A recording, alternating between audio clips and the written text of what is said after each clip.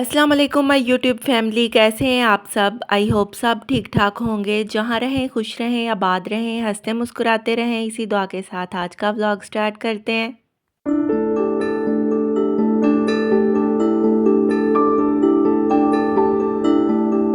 जी तो मेरी सारी यूट्यूब फैमिली को गुज़श्ता ईद की बहुत बहुत मुबारकबाद, क्योंकि ईद से पहले मैंने व्लॉग शेयर किया था। ईद पे या ईद के बाद मैंने कोई भी व्लॉग शेयर नहीं किया। ईद के बाद आज ये मेरा पहला व्लॉग है। व्लॉग्स मैंने ईद से पहले भी बनाए हुए हैं, अब उन्हें एक एक करके शेयर करती जाऊंगी, क्योंकि आप सबको पता है कि रमज़ानुल मुबारक में भी रूटीन चेंज हो जाती है और फिर ईद के दिनों में भी काफ़ी मसरूफियत होती है और बस आप सबसे बात करने का और व्लॉग वगैरह शेयर करने का वक्त ही नहीं मिला। दिल तो मेरा बहुत करता था कि व्लॉग शेयर करूं, क्योंकि व्लॉग के ज़रिए ही यूट्यूब फैमिली से बात करने का मौका मिलता है। और अब इंशाअल्लाह ताला मैं नए व्लॉग्स और रेसिपीज़ भी शेयर करूंगी और ईद के दिनों के और ईद से पहले जो मैंने व्लॉग्स बनाए थे वो भी साथ साथ शेयर करती जाऊंगी। जी तो ये आखिरी रोज़ों में काफ़ी ज़्यादा बारिशें हुई थी, तकरीबन हर रोज़ ही बारिश हो जाती थी और काफ़ी ज़्यादा ओले भी पड़े थे। सुबह के वक्त मैंने किचन की डीप क्लीनिंग की थी, किचन के काउंटर टॉप्स वॉश किए हैं। आम दिनों में तो किचन के काउंटर टॉप्स मैं किचन टॉवल से ही क्लीन करती हूँ, लेकिन ईद की डीप क्लीनिंग में मैंने काउंटर टॉप्स वॉश किए हैं और किचन के कैबिनेट्स वगैरह की भी अच्छी तरह क्लीनिंग कर दी थी। अच्छा, ईद पे बिना बड़ा ही मसला बन गया था। मसला ये बना था कि जिन दिनों में हमने ईद की शॉपिंग की थी उन दिनों में गर्मी सी थी और बारिशें वगैरह भी नहीं शुरू हुई थी। ईद के लिए बच्चों के भी लॉन के कपड़े ले लिए और मैंने अपने ड्रेसेस भी लॉन के ही लिए थे। लॉन या कॉटन वगैरह के ड्रेसेस ही सब ने लिए थे, क्योंकि अब गर्मियाँ आ जानी हैं और फिर गर्मियों में भी वही कपड़े यूज़ हो जाएंगे। लेकिन आखिरी रोज़ों में मैंने बताया कि हमारे यहाँ काफ़ी ज़्यादा बारिशें स्टार्ट हो गई थी और ईद के पहले दिन तो इतनी ज़्यादा सर्दी थी और बच्चों को उन कपड़ों में सर्दी लग रही थी और मुझे भी कॉटन के ड्रेस में सर्दी लग रही थी। फिर मैंने जो है वो रेशमी ड्रेस ईद पे पहना, क्योंकि शादियों वगैरह पे पहने जाने वाले रेशमी कपड़े, रेशमी ड्रेसेस वगैरह ऐसे ही रखे हुए होते हैं सूटकेस में, तो फिर मैंने उनमें से एक ड्रेस ईद पे वेयर कर लिया था। क्योंकि हमारे यहाँ कुछ अर्सा पहले रिलेटिव्स में शादी भी थी, शादी पे भी कपड़े वगैरह बनाए थे, तो बच्चों से भी मैंने कहा था कि वही कपड़े ईद पे पहन लें, क्योंकि मैंने बताया कि जब हमने शॉपिंग की तब गर्मी थी और ईद के दिनों में अचानक ही सर्दी आ गई थी। लेकिन बच्चे अपनी ही मर्ज़ी करते हैं, क्योंकि उन्होंने ईद के कपड़े बड़े शौक से लिए थे और फिर उन्होंने लॉन के कपड़े ही ईद वाले दिन पहने। बच्चे क्योंकि खेलते हैं, भागते दौड़ते हैं और उन्हें इतनी सर्दी वगैरह महसूस भी नहीं होती। सुबह के वक्त ज़्यादा सर्दी थी या शाम के वक्त थी, दोपहर के वक्त तो मौसम नॉर्मल ही हो गया था। लेकिन रोज़े काफ़ी ठंडे और अच्छे गुजरे हैं और ईद भी माशाल्लाह काफ़ी अच्छे मौसम में गुजर गई। जी तो इधर वॉशिंग मशीन मैंने लगा दी है। आम जो रूटीन के कपड़े होते हैं वो तो धुल ही रहे हैं, लेकिन मैंने पूरे घर के कर्टन्स भी उतार लिए हैं धोने के लिए। कमरों के और बरामदे के सारे पर्दे धुलेंगे, सारी बेडशीट्स और सारे घर के टॉवल्स वगैरह भी आज धुलेंगे। कपड़े जो हैं वो मैंने ईद से 2 दिन पहले वॉश किए थे और फिर ईद से 1 दिन पहले सारे कपड़े वगैरह समेट लिए और अब कर्टन्स भी लग चुके हैं। जी तो इस रूम के कर्टन्स भी उतार लिए हैं। दिखने में तो कर्टन्स जो हैं, पर्दे वगैरह गंदे नहीं लग रहे थे, दिखने में साफ़ ही लग रहे थे, लेकिन फिर भी धुलने पे इनमें से काफ़ी डस्ट निकली है। जी तो ईद से पहले मैंने रज़ाइयाँ भी समेट दी थी। रज़ाइयों के कवर भी धोने के लिए उतार दिए हैं, बल्कि रज़ाइयों के कवर धुल चुके हैं। अब धुले हुए कवर इन पे दोबारा लगाए जाएंगे, दोबारा सिलाई किए जाएंगे। जी तो बाकी रज़ाइयों की जो रुई है वो तो ठीक थी, लेकिन इस रज़ाई की रुई जो है वो काफ़ी बैठ गई थी उसकी तय, और इसे मैंने दोबारा मशीन में से निकलवाया। जो रुई वाली मशीन होती है जिसमें रुई जो है वो दोबारा बहुत फ्लफ़ी सी हो जाती है।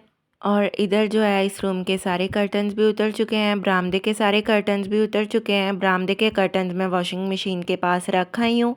अच्छा, कमरों के जो पर्दे हैं वो आम रूटीन में तो धुलने नहीं होते। डीप क्लीनिंग जब घर की होती है तब भी सारे कमरों के और बरामदे वगैरह के पर्दे धुलते हैं। दिखने में अगर ये साफ़ भी लग रहे हों, लेकिन धोने पे बड़ी सेटिस्फेक्शन सी हो जाती है। 3-4 दिन पहले मैंने कमरों के दरवाजे, खिड़कियां और बरामदे की ग्रिल वगैरह भी साफ़ कर दी थी। बरामदे की ग्रिल तो मैं पाइप लगा के वॉश ही कर देती होती हूँ। सोफ़ा एक साइड पे खींच के पाइप लगा के ग्रिल धो दी जाती है और जो दरवाजे और खिड़कियाँ हैं वो एक गीले कपड़े से साफ़ करती हूँ। किसी डिब्बे वगैरह में या बाल्टी में सरफ वाला वॉशिंग पाउडर वाला पानी ले लिया जाता है और उसमें कपड़ा डिप करके दरवाजे साफ़ कर दिए जाते हैं। अच्छा, ईद की डीप क्लीनिंग या किसी भी मौके पे जब भी डीप क्लीनिंग करनी होती है वो मैं 1 या 2 दिन में नहीं करती, बल्कि डीप क्लीनिंग मैं 10-15 दिन पहले शुरू करती हूँ। मैं एक लिस्ट बना लेती हूँ कि डीप क्लीनिंग में किन किन चीज़ों की सफाई करनी है, क्योंकि रूटीन की जो सफाई है, डस्टिंग, झाड़ू पोछा, वो तो हर रोज़ ही होता है। और रूटीन के जो कपड़े वगैरह धुलते हैं वो भी 4-5 दिन के बाद धुल ही जाते हैं। लेकिन डीप क्लीनिंग में ऐसी चीज़ों की सफाई, क्लीनिंग वगैरह शामिल होती है जो हमने कभी कभार करनी होती है। जैसा कि मैंने बताया कि डीप क्लीनिंग में मैं पूरे घर के पर्दे ज़रूर धोती हूँ, और जो दरवाजे खिड़कियाँ वगैरह हैं, चाहे कमरों के दरवाजे खिड़कियाँ हैं या किचन के का दरवाज़ा और खिड़कियाँ, उन्हें वॉशिंग पाउडर वाले पानी के साथ साफ़ किया जाता है। वॉशिंग पाउडर के पानी से मैं इन्हें धोती नहीं हूँ, दरवाज़ों और खिड़कियों को कभी मैंने वॉश नहीं किया, क्योंकि धोने पे लकड़ी और ये जो चिप बोर्ड होता है दरवाज़ों का, ये फूल जाता है, ख़राब हो जाता है। इसलिए किसी क्लॉथ को गीला करके ही इन्हें साफ़ करती हूँ। आम दिनों में तो सादा डस्टिंग वाले कपड़े से ही दरवाजे और खिड़कियाँ झाड़ दिए जाते हैं, लेकिन डीप क्लीनिंग में फिर आपको पता है कि हर चीज़ की सफाई जो है वो गहराई से की जाती है। और आम रूटीन में यानी हर रोज़ किचन के काउंटर टॉप्स और कैबिनेट्स वगैरह भी मैं सादा गीले कपड़े से, किचन टॉवल से साफ़ करती हूँ। और फिर जब भी मैंने डीप क्लीनिंग करनी होती है, काउंटर टॉप से सारा सामान हटा के उन्हें बिल्कुल खाली करके मैं वॉशिंग पाउडर से या डिश वॉशिंग लिक्विड से धो देती हूँ। अच्छा, जब हम पूरे घर की डीप क्लीनिंग 10-15 दिन पहले स्टार्ट कर देते हैं, तो एक एक काम भी अगर हर रोज़ किया जाए, यानी किसी एक एक चीज़ की डीप क्लीनिंग भी अगर हर रोज़ की जाए, तो बहुत आसानी से पूरा घर डीप क्लीन हो जाता है। जैसा कि एक दिन कर्टन्स वगैरह धो लें, एक दिन रूटीन के कपड़े वॉश कर लें और एक दिन लगा के किचन की डीप क्लीनिंग कर लें, बल्कि मैं तो 2 दिन लगा के भी किचन की डीप क्लीनिंग कर लेती हूँ।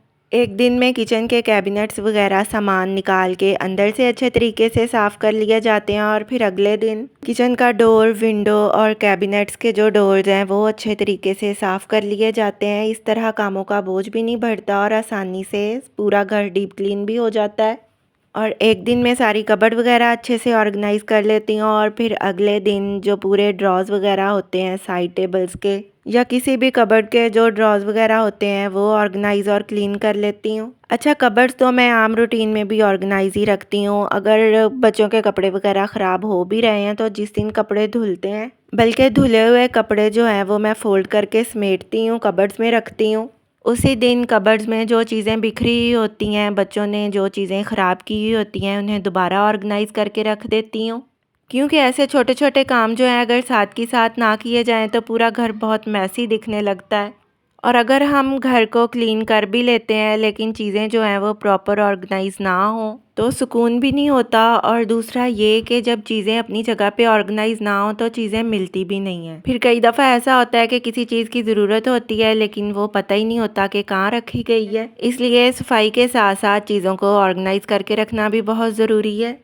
जी, तो पर्दे धुल चुके हैं, उन्हें मैंने टेरेस पे भी फैला दिया है। एक रज़ाई भी आपने टेरेस पे देखी होगी, उसके भी नीचे वाले कवर को रुई के साथ टांके लगाए हैं। अभी उसके ऊपर भी कवर चढ़ाना है, और उसका कवर जो है मुझे सिलना भी है, सिलाई करना है। बेडशीट्स भी धुल चुकी हैं। इस रूम की बेडशीट भी मैंने चेंज कर दी थी, और इस रूम की बेडशीट भी मैंने धुलने के लिए रख दी है, उसे भी वॉश कर दिया था। जी, सारे घर के जो हैं फ्लावर पॉट्स भी धो दिए हैं। दीवारों पे जो बेल्स लगी हुई थी, यानी आर्टिफिशियल बेल्स थी और आर्टिफिशियल प्लांट्स वगैरह, सारे वॉश कर दिए हैं अच्छी तरह। अच्छा, आर्टिफिशियल फ्लावर्स को और आर्टिफिशियल बेलें हैं ये, जो इन्हें जब वॉशिंग पाउडर से अच्छी तरह धो दिया जाता है तो बहुत ही क्लीन और फ्रेश सी हो जाती हैं। किचन में भी मैंने जितने भी फ्लावर पॉट्स रखे हुए हैं उन्हें भी धो दिया था, क्योंकि इन पे डस्ट बहुत पड़ जाती है और डस्ट से फिर ये अच्छे नहीं लगते, गंदे दिखते हैं। इधर बर्तन पतीले वगैरह भी मैंने धो के मांज के यहाँ रखे हुए हैं। अच्छा, कपड़े तो मैंने धो लिए थे। कपड़े धोते धोते भी बारिश आ गई थी थोड़ी सी, और फिर शाम के वक्त भी बारिश होना शुरू हो गई थी। अच्छा, किचन की डीप क्लीनिंग करने के बाद मैंने चिकन और आलू मटर का पुलाव बना लिया था। खाना बनाने के और बच्चों को खिलाने के बाद फिर ही मैंने बाकी पूरे घर की डीप क्लीनिंग की। कपड़े वगैरह भी मैंने बाद में ही वॉश किए थे, क्योंकि खाना अगर बना हुआ हो तो फिर किसी किस्म की परेशानी नहीं होती। बच्चों को भूख भी लग जाए तो खुद ही लेके खा लेते हैं। इसलिए जब मैंने कोई ऐसा ज्यादा काम करना होता है, फिर मैं खाना सुबह के वक्त ही बना के रख देती हूँ और बाद में काम शुरू करती हूँ। क्योंकि जब हम खाना बनाने के बाद, लंच तैयार करने के बाद काम शुरू करते हैं, काम हम तसल्ली से कर लेते हैं। हमें ये नहीं होता कि अभी हमने खाना बनाना है, किचन का काम करना है, और फिर हमारा बाकी का काम यानी क्लीनिंग वगैरह का काम भी वक्त पे ख़त्म हो जाता है।